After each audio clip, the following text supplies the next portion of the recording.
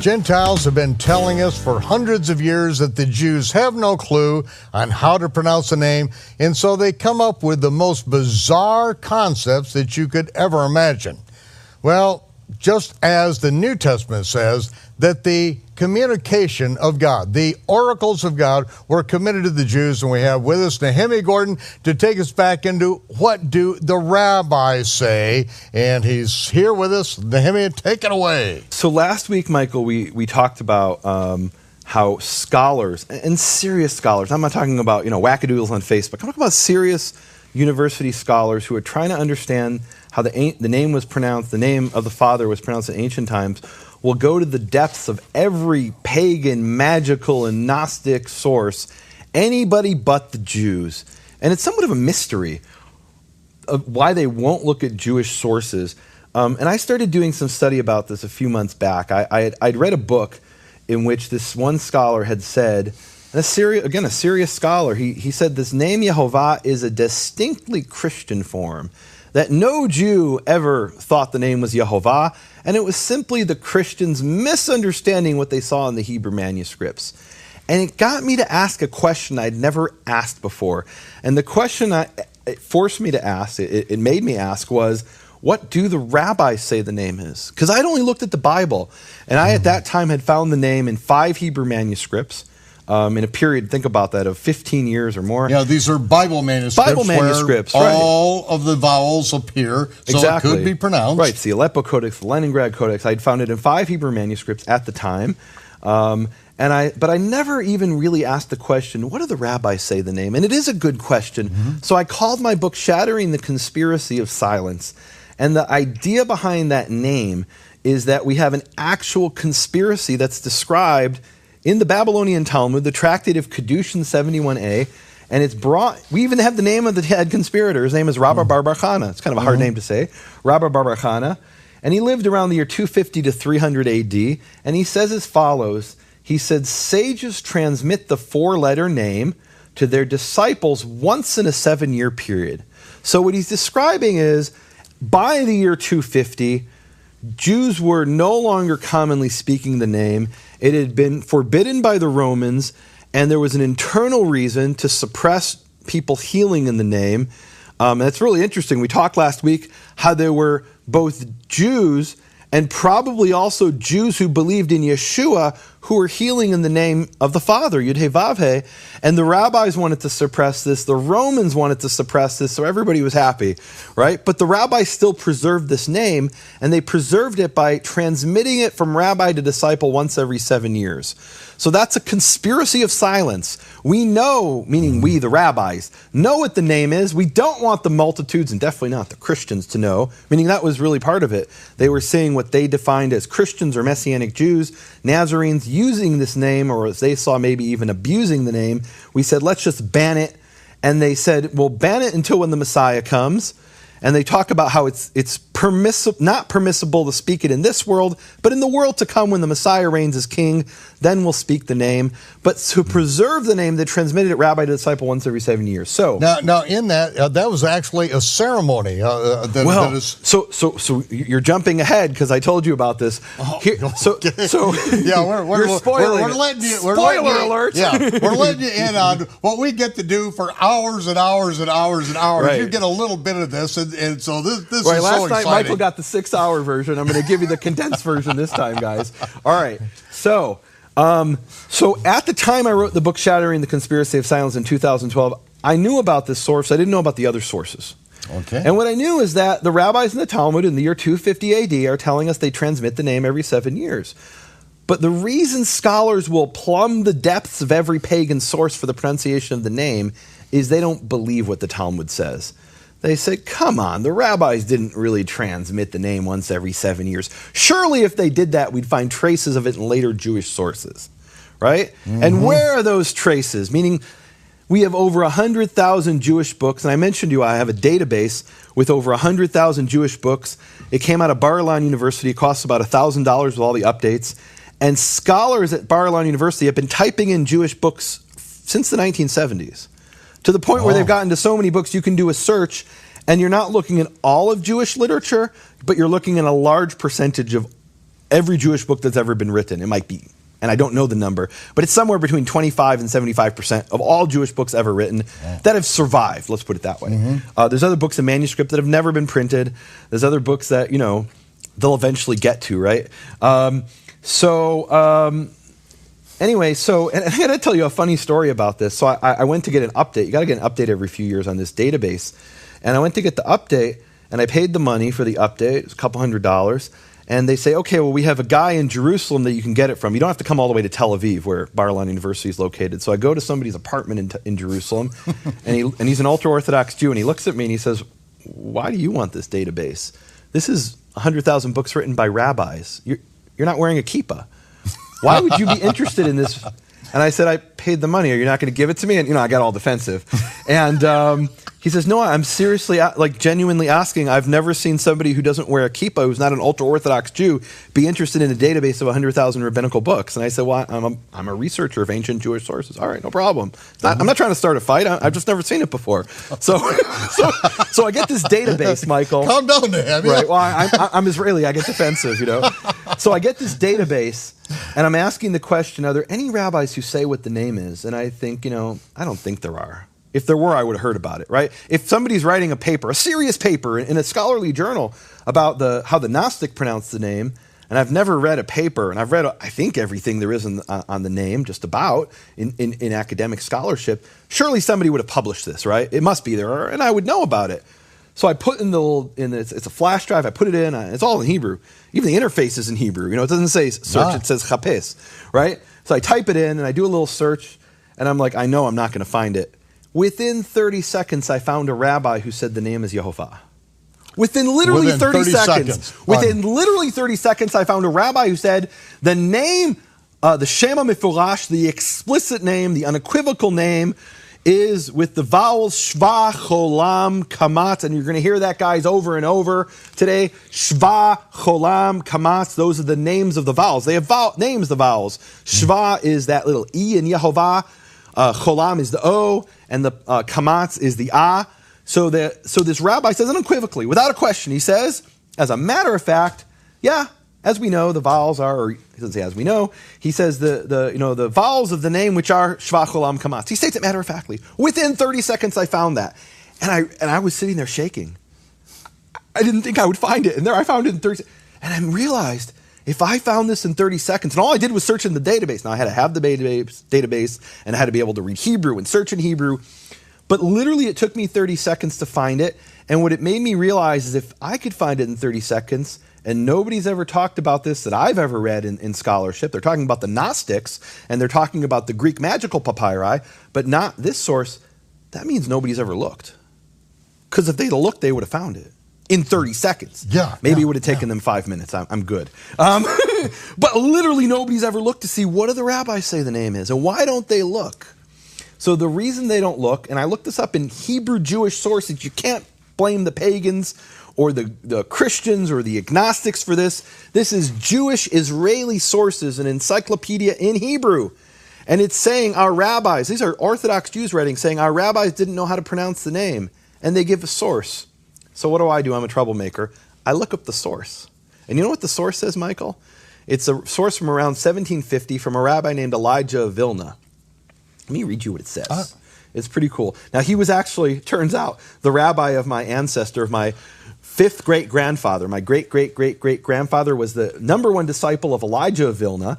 And what Elijah of Vilna, who's quoted in the encyclopedia as the source that the rabbis don't know the name, what he said was... Okay, so this is... This is a rabbi in around 1750, and it's taken as well. The Jews don't know the name, Elijah of Vilna. And he was a brilliant... He's called the Vilna Gaon, which means the genius of Vilna. And if I can find you the source, I can read it to you. And give me a second here. I'm doing my little search here. 1 second. I have like dozens and dozens of sources on my laptop here. And okay, so he says the vowels of the name itself are hidden. Its vowels are the secret of the tetragrammaton. Okay, so we know that. Okay. Meaning the consonants of the tetragrammaton of the name Yud He Vav He, of the name of the Father, that's not even a question. They're Yud He Vav He. The vowels are the secret of the tetragrammaton, and he says the vowels of the name itself are hidden. So the modern 20th century encyclopedia written in Hebrew by rabbis say, well, the rabbis didn't know what the vowels were. Is that what he says? No. No, he says they're hidden. Right. He doesn't say he doesn't know what they are. Doesn't say don't know how to pronounce it. He's not saying I don't know how to pronounce it. He's saying this is hidden. We don't reveal this secret, which is a big difference. Now, so I mentioned before that. So an encyclopedia is where people are getting their information from, and the encyclopedia is incorrectly quoting the source. Well, no, it's interpreting the source. Interpreting the source. And so what I do is I look up the source, and it doesn't say what they claim it says. Now, if that was all the information, you could argue back and forth. Did the rabbis know what the name was, or didn't they know what the name was, right? I mean, here's a rabbi who says it's hidden. Is it hidden to him, or is it just hidden to the public? So, and they transmitted it every 7 years. Surely there must be a trace of that somewhere in Jewish literature, that this ceremony continued of transmitting the name once every 7 years. So, while I was doing this research, I stumbled upon a reference to something called Sefer Hashem, the Book of the Divine Name. It's by a rabbi named Elazar Rokeach, who's known in English usually as Elazar of Worms. Worms is a city in Germany. And this rabbi wrote a book in the year 1225, the Book of the Divine Name. And the amazing thing about this is the book was never printed. And it wasn't printed until the year 2004. So this is a book that remained in handwritten manuscript form even after printing was invented, because it was considered so secret. And it wasn't until the 21st century that somebody decided to, break the secret. I mean, because printing's so easy today, right? Anybody with a desktop computer and literally a physical printer can print a book. And, so someone in 2004 for the first time printed a book from 1225. And so I heard about this Book of the Divine Name, and what it describes in it is the exact type of thing described in the Talmud, but 1,000 years later. A ceremony of transmitting the name. 1,000 years after. 1,000 years after Rabbi Bar Bar Chana saying, sages transmit the name to their disciples. We see how this was done by this rabbi in 1225. And what he describes is this elaborate ceremony. And in the elaborate ceremony, you have a rabbi and a disciple who go through a purification process. They fast, and they immerse themselves in a mikveh of water, and then they don white clothing, and then they do something a little bit strange at first until you read it in Hebrew. And by the way, it was printed for the first time in 2004, after nearly 800 years, and it's never been translated into English. In fact, the general public will hear this text for the first time ever in English. If I read you a little excerpt here, it's never been translated into English. Okay, so here it is. It's going out to more than 127 countries around the world the first time, and here it is. So it describes this ceremony. I won't read the whole thing because I want to get to some other things, but it talks about them fasting, and then it says the rabbi will, and it says one of the part of the ceremony is they stand up to their ankles in water. Which seems really strange. And it talks earlier in the ceremony, they reveal the name over water. There's a strange ceremony taking place related to water. They're immersing in water, and they're standing in water, and so what does this mean? So it says as follows. It says, the rabbi will then open his mouth after all this preparation in awe and say, blessed are you, and then he speaks the name. Yehovah, our God, King of the universe, Yehovah, God of Israel, you are one and your name is one. And Michael, you are one and your name is one. That's a reference to Zechariah 14, verse 9. Michael, you asked me the other day, we were discussing this beforehand. You asked me, so when was, one of the first times you became aware of the issue of the name? And one of the things I've shared in the past is Zechariah 14:9 was a verse that was burned into my heart early on. It's actually the closing verse of daily rabbinical prayers that I grew up with. And I got to be honest, Michael, the rabbis have daily prayers that I was expected to go to. Sometimes I only came at the end.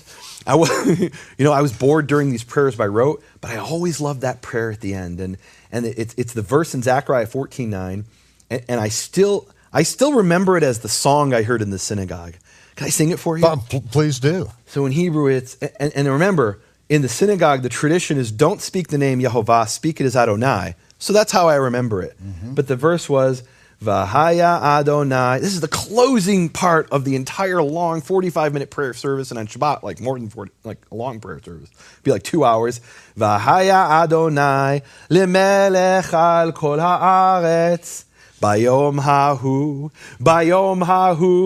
Yihyeh Adonai echad, Ushemo echad. And it shall come to pass that Yehovah will be king over the entire earth. And on that day, Yehovah will be one, and his name will be one. So that just gets into every fiber of your being when you hear this day after day, week after week. And I remember being there in the prayers thinking, what they just did for 45 minutes, oh, I'm so bored. But this I connect to. The hope that one day Yehovah will be king over the entire earth, here on earth, not in some kind of mystical sense, but we'll have peace over the entire earth with Yehovah as our king, having defeated our enemies, bring peace to the world, and everyone will call on his name will be one. Everyone will call on his name. So that was early on, without even realizing I was being tied to the name, that just permeated my very soul. And that's the verse that the rabbi is referring to here when he makes the statement, blessed are you. And when he says it in the ceremony, he doesn't say, blessed are you, Adonai. He says, blessed are you, and he says the actual name, Yehovah. He says, blessed are you, our God, King of the universe, Yehovah, God of Israel. You are one, and your name is one. And he says, you commanded us to hide your great name. Where did he command that? That's in the oral tradition, right? And so as part of that tradition, we have to hide the name, but we're not blotting out the name, so we're transmitting it to our disciples. And I'll skip ahead here. He has a bunch of blessings, and then it says, the rabbi and his disciples shall place their eyes upon the water. And then they speak together in unison, the rabbi and his disciple, and they speak the name, and they speak the name by quoting a verse, Psalm 29:3. Now, 29:3 says, the voice, in the King James, the voice of the Lord is upon the waters. It's not a bad translation. It's the voice of Yehovah is upon the waters. But the way they understand the verse and the way they translate it, I mean, they're saying it in Hebrew, but the way they understand the verse, which is a valid way of understanding it, is the sound of Yehovah upon the water. And so at that moment, they both recite together the verse based on their interpretation, the sound of Yehovah upon the water. And at that moment, the rabbi has spoken it once by himself and a number of times by itself. The disciple heard it after this whole ceremony, and then they speak it together to make sure the disciple heard it correctly. And this is something that the rabbis were doing in 1225. So this idea that, well, yeah, the Jews might have known the name in ancient times, but because of the ban, they forgot it. That's not consistent with the Jewish sources. And remember, this is a source that most scholars don't know about. I found this buried in a series by a professor named Joseph Dan. He's one of the top scholars in the world in Judaic studies. He won the Israel Prize, which is the Jewish world's equivalent of the Nobel Prize, but for Jewish studies. I did an interview with him, and he wrote a 6,000-page series. It's like 12 volumes or something so far, and it's going to be more in the end. But so far, he's written 6,000 pages. On volume 6, page 561, he explains that this isn't just some theoretical thing. He says this is something Rabbi Elazar did. This is an actual ceremony that this rabbi participated in, donned white clothes and dressed, having immersed in water, and then he revealed the pronunciation of the name to his disciple. So what that tells you is we don't need to go to the Gnostic sources or pagan sources or Christian sources who didn't know Hebrew or Latin sources. We have rabbis who knew the name. Now, I could stop here, but there's another source that confirms this. And this is a source that was written in Hebrew around the year 1450 by a little-known rabbi in Jerusalem named Joseph ibn Sayach.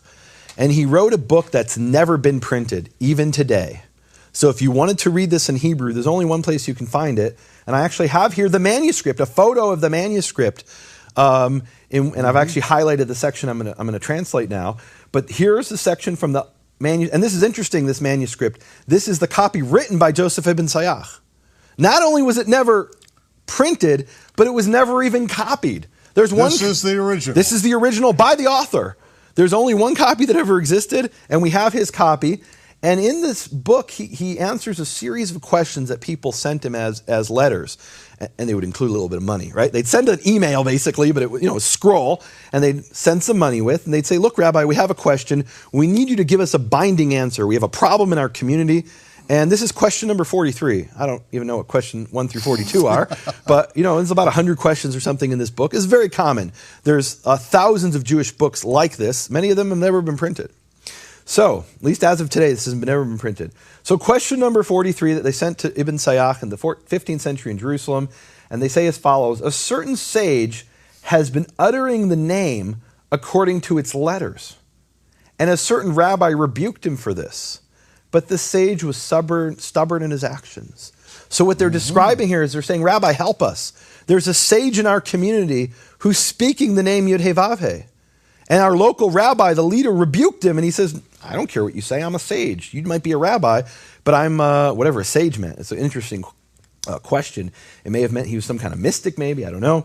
So he's being rebuked for speaking the name, this rabbi whose name we don't know, and that shows you somebody knew how to speak the name in the 15th century. But I thought the Jews don't know the name, right? That's the one thing all scholars can agree on. We should go look at the Gnostic. We should go look at the Greeks. We should go look at the Christians. Anybody but the Jews, because the Jews don't know the name. But here we have one source of a rabbi transmitting the name to his disciple. And in the second case, not only does the rabbi receive the name from his rabbi, but he's speaking it out loud and getting in trouble for it. And the interesting thing is Ibn Sayyah rebukes the sage for speaking the name. He says, you're sinning. You're not allowed to speak this name. It's forbidden by our tradition, not by the Torah, but by our tradition. So what we've established here is that the rabbis did know how to pronounce the name. Now, I have here a map of 16 rabbis from all over the Jewish world. And you can see they go from Spain to Egypt to even Israel, Tzfat and Jerusalem, Eastern Europe. And this is, of course, the modern locations. Some of these go back to the year 1300, rabbis who said the name is Yehovah. Some of them go into the 20th century. Ovadia Yosef, who is the leading rabbi of the Sephardic Jews in Israel, who only died a few years ago in the 21st century, in one of his books, he states matter-of-factly that the vowels are Shvach Olam Kamatz, which is Yehovah. Yeah. I mean, he states it as a fact. Like, it's not even a fact that's in dispute. I don't know if we have time. Can we get to some of them now? Yeah, we can, but perhaps I need to explain.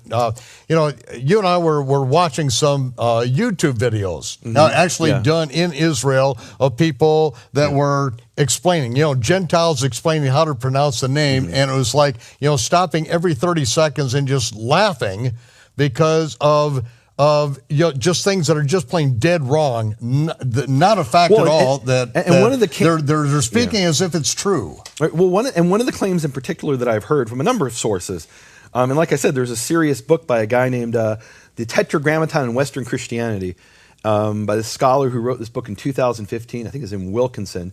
And in the book, he states matter-of-factly, no Jew ever said the name was Yehovah. That's an invention of the Christians. And I said, challenge accepted. And I sat down and started to do the research, and I'd heard that from other sources as well, but that was a straw that broke the camel's back. This isn't some crazy guy on YouTube who doesn't know Hebrew. This is a scholar who wrote a serious book about the Tetragrammaton as it developed in Western Christian sources. And he's making a statement that these sources just blot out immediately. So what he forced me to do was say, okay, are there Jewish sources that say the name is Yehovah? So what we established up until now is there's Jewish sources that say we know what the name is. They don't tell us how it was pronounced. For that, we have to go to other sources. That's one of the painful things in the Book of the Divine Name. They're describing this whole ceremony of the rabbi revealing it to his disciple, but they don't tell us the pronunciation with the vowels. They're torturing us. They're almost teasing us, right? The rabbi teaches his disciple in 1225, but doesn't tell me. What good is that to me? So I found sources where it does have the pronunciation of the name. And as I told you, the first one I found was one that took me 30 seconds to find once I looked. Before I didn't look, I didn't know about it, didn't really even think about it. But once I asked the question, I was able to find a rabbi within 30 seconds who unequivocally said the name was Yehovah. Now, the other ones, I spent months searching and researching. It was not easy at all to find. It was actually teamwork. The teamwork was on the something else. This was something I actually did myself. Wow. That was the manuscripts of the name, which maybe we'll get to in a future episode. I'm actually talking about rabbis who tell us that the name is Yehovah. And you could say, well, who cares what a rabbi says? And that was actually my attitude at first. And to be honest with me, what's far more important to me, which hopefully we'll get to eventually, which is how the name is written in Hebrew manuscripts. And in Hebrew manuscripts, as of today, I have 52 manuscripts where the name is written as Yehovah. Manuscripts of the Bible. Of the Bible itself. And to me, one manuscript of the Bible written by the scribes who preserve the oracle of God are more important than a million rabbis. But it's worth seeing what these rabbis say, because the claim is, well, no Jew ever thought it was Yehovah. Well, let's see what the rabbis say. Let the rabbis speak. Mm-hmm. And one of the things that has been taught in the Western Gentile Christian world is that Yod He Vav He, that they inserted the vowels of Adonai in it. That's one of the claims. And that's a fact. That's a fact. That's but not what true. is it? It's not true. It's just plain not true at all. It's not true at all, and it's not what the rabbis thought either. So, Michael, I have to tell you that if I didn't have these databases that I could search for these sources, there's no way I would have found it. And to date, I found 16 rabbis who say the name is Yehovah. I actually have a study on my website, nehemiahswall.com, called 10 Rabbis Speak Out on the Name, just because 10 sounds better than 16. And also 10 in Jewish tradition is a prayer quorum. If you get together 10 men, that's a prayer quorum, and we have 10 rabbis, technically 16, who say the name is Yehovah. I could have never found this if I didn't have a database that allowed me to search for certain things. And I'll tell you, Michael, I searched those databases for Yahweh, and I couldn't find it. But what I did find is rabbis repeatedly saying that the name is Yehovah. Now, one of the databases I searched, I mentioned before, is a database of over 100,000 books from Bar Ilan University. And bear in mind, of those, approximately 16, and I say approximately, they're not all in the database. Some of them aren't even in the database. I had to find them in other places. But somewhere around that, around 10 of these sources are in the database, which means around 99,990 rabbis in the database don't tell us how to pronounce the name. Meaning this was intended to be a secret, and we were never meant to know this. You and I sitting here were never meant to know this. The rank-and-file Jew is never supposed to even hear this. And certainly not a Gentile. And if I had to read 100,000 books, that probably would have never happened, and I wouldn't know this. And I would go around saying what scholars, as you said, for centuries have been saying, which is, well, the Jews didn't know how to pronounce the name. We find it in the manuscripts. But after that, it disappeared and nobody knew how to pronounce the name. And what we find is, in fact, this was preserved by the rabbis. Maybe not all the rabbis, but we have rabbis who preserve. I want to read one of these sources. And I can't get to all 10 of them. For that, they'll have to go to my website, nehemiahswall.com. Good idea. I'm going to get this in the segment that we have. I'm going to get as many of these as I can. And so one of them is a rabbi in the 14th century named Menachem Tzioni. And he writes a commentary. And in his commentary in Exodus 3:15, which is the verse where God reveals his name, and he's commenting on the words, Zeh Shmi Le'olam, this is my name forever. And this is what he says. He says there's also a secret here received by tradition in the vowels of, this is my name forever. What does that mean? Well, you read it in Hebrew, it's obvious. The word forever is Le'olam. And you can see here, I have a graphic that illustrates this. Le'olam has the same vowels as Yehovah, which are the vowels Shvach, Olam, Kamatz. And this is what it looks like in English. Le'olam, Yehovah. He's telling us the statement, this is my name forever, is itself a hint at the true pronunciation of the name. Now, is that what God meant when he said to Moses, this is my name forever? I don't think so. But the rabbi this rabbi in the 14th century, Menachem Tzioni, he's saying, look, I know the secret. I received it from another rabbi who whispered it to me in my ear or over water or whatever. And the way we remember this is the verse, this is my name forever, which has the vowels of the pronunciation of the name. Now, maybe I'm wrong. Who knows what he means by this? He says, this is my name forever, are the vowels of the great name. I don't know what he means. Well, thankfully he goes on, and he says, its mnemonic is, who in heaven can measure up to you? A mnemonic is an acronym that helps you remember something. And the Hebrew mnemonic, you'd never get this from the English. And by the way, this has never been translated into English. I'm the first one to translate this into English in 2017. And the mnemonic, who in heaven can measure up to you, the word there that's the mnemonic is the word heaven, which normally is the word shamayim, but in this verse the word is shachak. And you say, well, what is that? What's the answer? Well, shachak is an acronym for the vowels Shva, Cholam, Kamatz, which are the vowels of the name Yehovah. And I did a thing here where in this graphic you can see the little 2 dots underneath the Yud. That's called a Shva in Hebrew.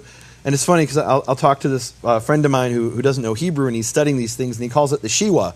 But no, we call it the Shva. And then the second vowel there is called a Cholam, and the third is a Kamatz. And if you take the first letter of each of those words, and technically in English it's the first 2 letters of Shiva, but in Hebrew that's 1 letter, the Shin, the names of these vowels form the acronym Shachak, which means heaven. So the rabbi has told you it's the vowels of the word Le'olam, it's the vowels that are represented by the word Shachak.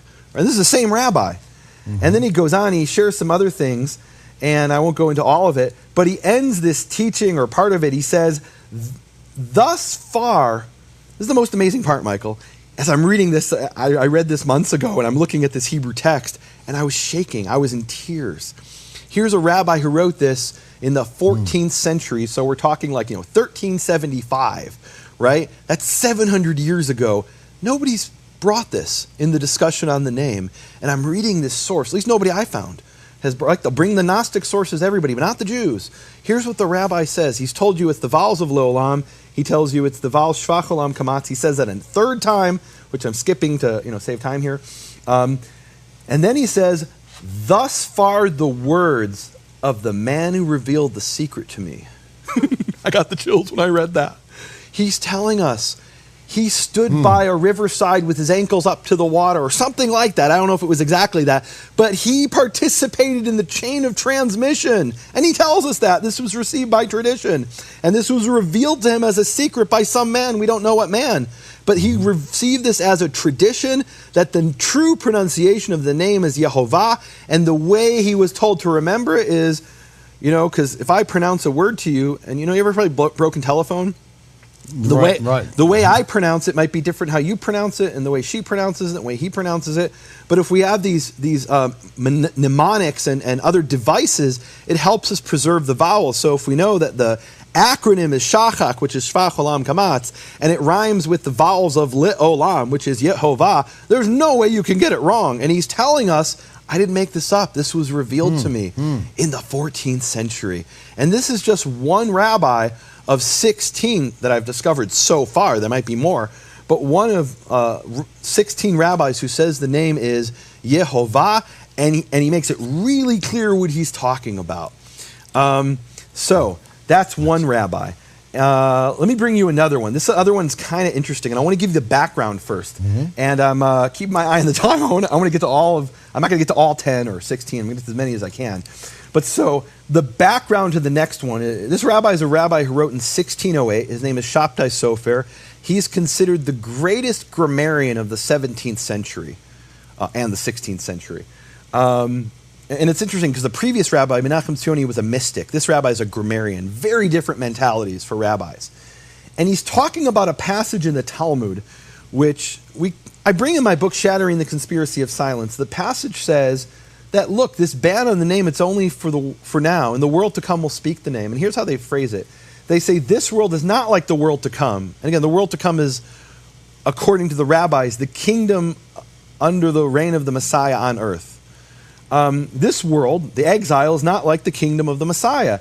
In this world, the name is written YHVH, and it's read as Adonai. That's the tradition, to read it as Adonai.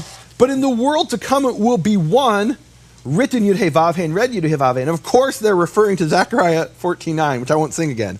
But they're alluding back to that. Your name will be one, you will be one, your name will be one.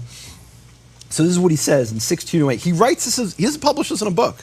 He writes this in a letter to another rabbi, and it was never meant to be printed, but it was. So he writes this as a letter, and we have the letter, and we have the response to the letter, which I'll get to in a few minutes. He says, is it not known, the saying of the sages? And he quotes that passage. In this world it's written YHVH and read Adonai. In the world to come it will be written YHVH and read YHVH. And then he says, and behold, when it is read as YHVH in the world to come, then its vowels will be Shachak. And remember, Shachak is an acronym for Shva, Cholam, Kamatz, the vowels that form in Hebrew Yehovah. It's beautiful. He's not, I mean, it's amazing. And it's interesting. So he's a grammarian, and as a grammarian, he's asking the question, why do we have vowels in a word that we don't read? Because by Jewish tradition, we don't read the word Yud Hey Vav Hey. When we see that word, we read it as Adonai. Well, are those the vowels of Adonai? It's self-evident that they're not. So what are the vowels doing there? He explains, in the world to come, we'll speak that name, and they'll pick up a Bible, and they'll see the vowels of the name itself, which are Shachak, Shva, Cholam, Kamatz. Unequivocal that this rabbi is saying the name is Yehovah, not Yahweh, not Yahuwah, though you don't find that in Jewish sources, not at least that I found, but that it's Yehovah, Shva, Cholam, Kamatz. Now, that rabbi is writing in 1608, and he wrote to a rabbi in Poland named Maharam of Lublin, also known as Mayor of Lublin. And to be honest with you, he's probably the most famous, or the second most famous at least, of all these rabbis that I quote, that I found. He's a very famous rabbi, the Maharam of Lublin, and he wrote a response to Shabtai Sofer. And I want to read this. It's amazing. So, he writes to Shabtai Sofer, and they're talking about a certain grammatical point that I don't have time to get into. But while they're talking about that grammatical point that they're arguing back and forth about, they both bring up the vowels of the name. So he says, know, my beloved, how extremely difficult it is to put things like this in writing, and even more so a letter sent about from place to place, concerning the vowels of the tetragrammaton, which are Shva, Cholam, Kamatz. Like he openly says it. He openly says it. Openly. He's not even arguing about that point. He's saying, look, this is really hard to write this. I'm sending this in a letter that's being carried by donkey or something. I don't know who's going to read this letter. You asked me, so I've got to respond to show I'm not, that I know what I'm talking about. And you asked me, I got to respond. Who's the donkey that's delivering it now in 2017? Yeah, I'm the ass that speaks out. I wrote a famous paper called "The Ass Speaks Out" about referring to Balaam's ass. Guys, you go read that on my website, nehemiahaswell.com. So he says straight out, like that's his opening. I mean, not opening, but he's saying that, like that's just the facts we can all agree on concerning the vowels Shva, Cholam, Kamatz, which are Yehovah, Shva, Cholam, Kamatz. And then he says, I found in the words of my grandfather, our teacher, Rabbi Asher Lemel, head of the Beit Din of Krakow, he wrote a holy book called Emek HaBracha, but because of its immense holiness, it was never printed, that it not be used by those who are not worthy. And then he quotes the book of his grandfather. I'm not going to go into it, but I'll read it. Why not? So this is what it says in chapter 34. He's quoting the book of his grandfather verbatim. And it says, concerning the tetragrammaton, its vowels received from Sinai are Shva, Cholam, Kamatz. There's no room for Yahweh here. It's Yehovah, according to these rabbis. And you could say, who cares what rabbis say? And hopefully in the next episode, if you'll have me back, we'll talk about what it says in the Bible itself in the manuscripts, which is for me this. We'll have to do that because these are things that have not been printed, haven't been so many of them have communicated in never the been West seen, at all. Many of them have never been seen except by me and this one other person. All right. So here are what rabbis are saying the name is as it was transmitted to them and preserved by them. And he's quoting his grandfather's other sources. I can't bring them all, but I think it's interesting. So he's quoting a book by his grandfather, and he says, look, this book was too holy to print. The book of my grandfather. I have it hand copied because I received it from my grandfather. So I contacted the National Library of Israel, and I said, there's this reference to this book, Emek Bracha, written by Asher Lemel. Do you have it? And they said, well, we have 90,000 Hebrew manuscripts, and we don't have that one. As far as we know, it doesn't exist.